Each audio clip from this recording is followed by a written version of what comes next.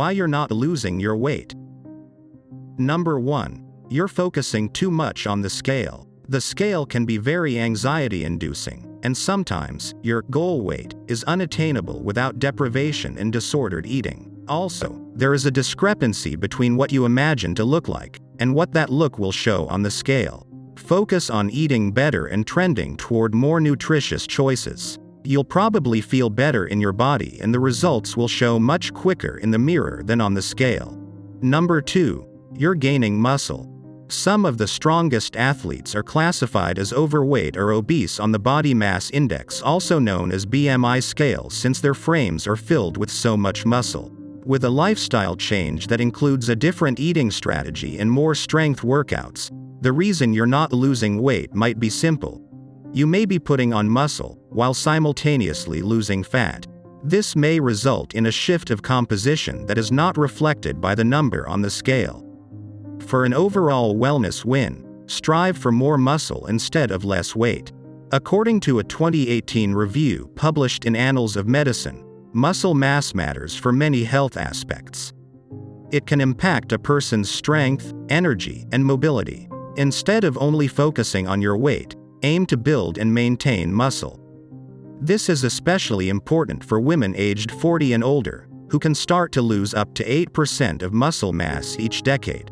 Number 3. Your motivation starts with shame. Your internal motivation is what drives you and keeps you going.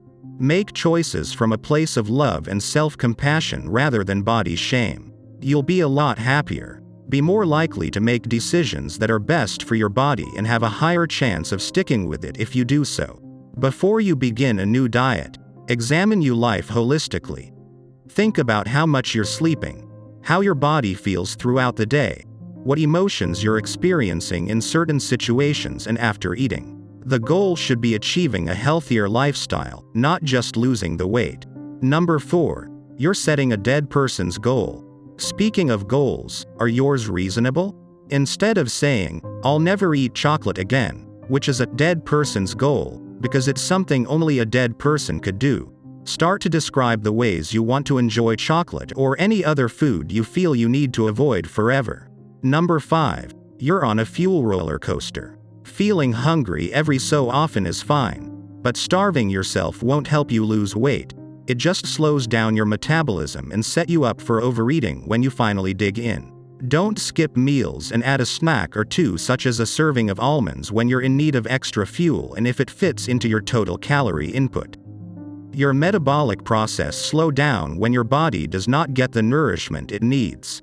Making small changes such as cutting back on added sugars and saturated fats, and increasing fiber are great places to start.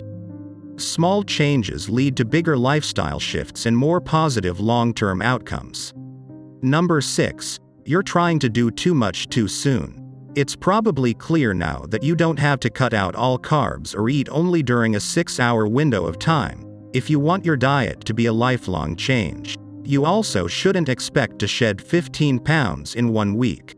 Extreme restriction on the type of food, how much and when to eat may inadvertently result in excess calorie consumption, especially for individuals with a long-standing history of dieting.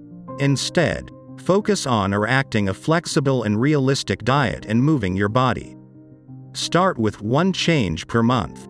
Master it and add a new one 4 weeks later. Ideas include: drink 1 less soda per day or replace sodas by sugar-free drinks. Add 10 minutes extra of cardio to your workout 3 times each week. Drink your coffee black instead of adding cream and sugar. Use half as much dressing on your salad. Dieters are always looking for the fastest and easiest way to lose weight, and then for some reason, they lose that weight, maintain it for a few days, then regain that weight, plus a few more. Slow and steady is more effective and results in sustainable weight loss. Number 7. You're building an unhealthy relationship with food. The most sustainable strategy starts with a focus on what's going on in your mind, not what's going on your menu. Giving yourself permission to undiet is the first step to a healthier relationship with food, which goes hand in hand with a healthy lifestyle. But rather than avoiding your sweet cravings, you face them head on. Find alternatives and try baking your own sugar-free cakes. There are many ways to replace sugar like erythritol or common sweeteners. Number 8. You're eating too little fiber. Fibers are great for your body, because they can't be fully metabolized and challenge your body while digesting other nutrients. Aiming for 35 grams or more of fiber can help you feel fuller longer time. Dietary fiber promotes positive digestive health by helping to keep us regular. Plus, since fiber-rich take longer to be processed by the body, it will be easier to moderate your appetite and calorie intake. Here are a few ideas to achieve your daily fiber goal. Choose products with a skin, like berries, over the products that you peel, like banana. Eat a piece of fruit rather than sipping on a juice or smoothie. Ask for double veggies at a restaurant instead of veggies and fries. Number 9. You're surrounded by food pushers. Birthdays, retirements, and bagel Fridays abound if you work in an office environment. In fact, the average person consumes 1,277 calories each week by way of free work snacks alone, according to a report from the Centers for Disease Control and Prevention, CDC.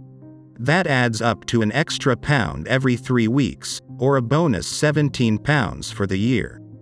Find a friend or coworker to be your ally and hold you accountable. You shouldn't be alone in changing your habits. Find a squad to support you and do it together. Number 10. You're suffering from portion distortion. Are you overdoing that avocado toast? There is such a thing as eating too much of a good thing. Just because it's considered a healthy food, it doesn't mean you can eat as much as you want. At the end of the day, your total calorie input matters. While measuring food prepared at home, at least in the beginning, is a solid place to start, restaurant and cookbook portions are likely larger, as per an analysis in the journal Current Obesity Reports. When you're presented with a double-sized portion, you'll consume 35% more calories than the standard size. Number 11. You're not giving yourself kudos for the small wins. Think progress, not perfection. It might feel like you're either on a diet or off a diet, but you shouldn't beat yourself up when you're inching in the right direction. Progress is about moving forward. If you're aware of a change you can make, work towards it.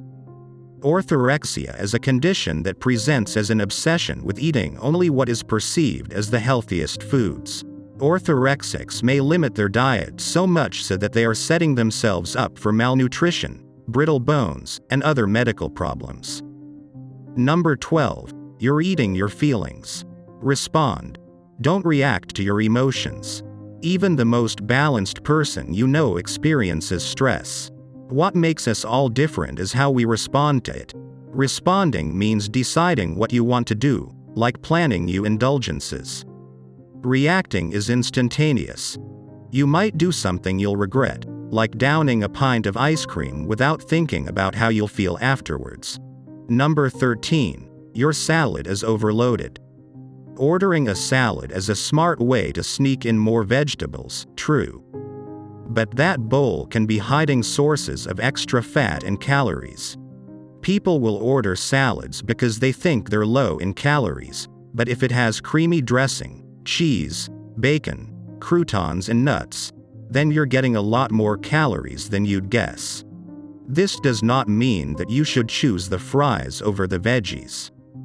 Just keep an eye on the toppings. Number 14. Your DNA is working against you. The reason your diet may not be working may just be hidden in your DNA.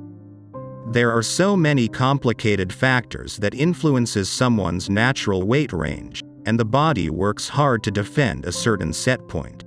How much weight someone loses and keeps off is more influenced by biology than personal choices. Nevertheless, this is not an excuse. It might just be harder to lose weight. Our species is naturally diverse in size, and there are no good studies that prove how we all can lose weight and keep it off. You can't always control your weight, but you can always control your choices.